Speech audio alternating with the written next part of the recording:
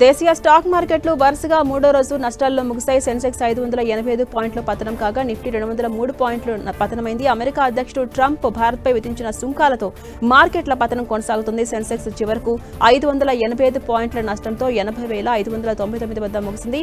Nifty సైతం 203 పాయింట్ల పతనమై 24,565 వద్ద ముగిసింది.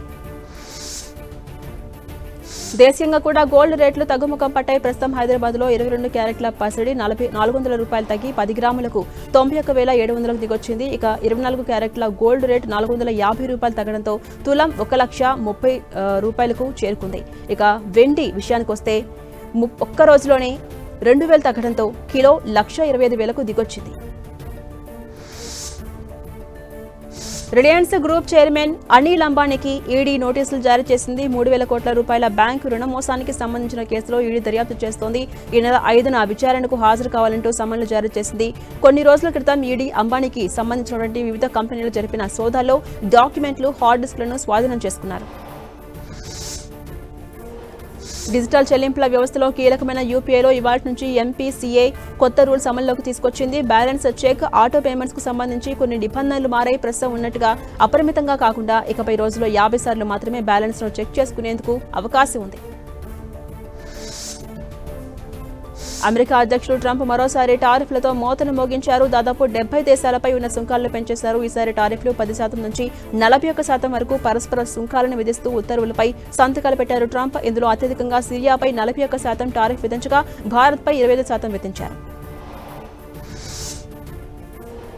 ట్రంప్ సుంకాలతో భారతదేశంలో సముద్ర ఉత్పత్తులు, ఔషధాలు, వస్త్రాలు, రత్నాలు, ఆభరణాలు, లెదర్, ఆటోమొబైల్ రంగాలపై తీవ్రమైన ప్రభావం చూపబోతోంది. వీటితో పాటు వ్యవసాయ ఉత్పత్తులపై దాదాపు 39%, కూరగాయలు, నూనెలపై 45%, యాపిల్, మొక్కజొన్నలపై 50% రేటు పెరగబోతున్నాయి. ఈ నెల చివరిలో యుఎస్ బృందం భారత్కి రాబోతోంది. వాణిజ్య గ్యాస్ సిలిండర్ ధర స్వల్పంగా తగ్గింది. 19 కేజీల కమర్షియల్ ఎల్పీజీ సిలిండర్ ధరను 33 రూపాయల మేర తగ్గిస్తూ ఆయిల్ కంపెనీలు నిర్ణయం తీసుకున్నాయి. ఇక ఇవాళ్టి నుంచే ఈ ధరలు అమల్లోకి రాబోతున్నాయి. తగ్గించిన ధరతో వాణిజ్య సిలిండర్ 1,631 రూపాయల 50 పైసలుగా ఉండబోతుంది.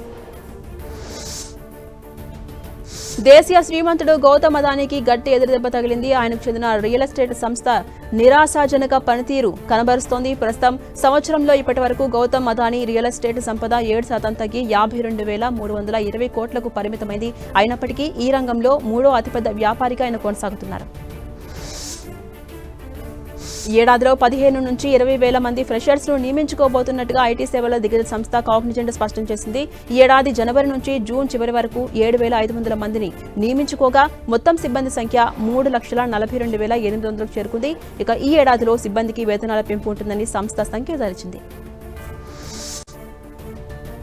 Honda motorcycle and scooter ఇటీవల ఆవిష్కరించిన షైన్ 100DX, CB125 హార్నెట్ బైక్ల ధరలు వెల్లడయ్యాయి. షైన్ 100DX ధరను 74,959 రూపాయలుగా కంపెనీ నిర్ణయించింది. ఈ CB125 హార్నెట్ 1,12,000గా పేర్కొంది. ఇక ఇవాళ్టి నుంచే బుకింగ్లు మొదలయ్యాయి. ఇక షైన్ డిజైన్ ను కొనసాగిస్తూ షైన్ 100DX ను హోండా కొత్తగా తీసుకొచ్చింది.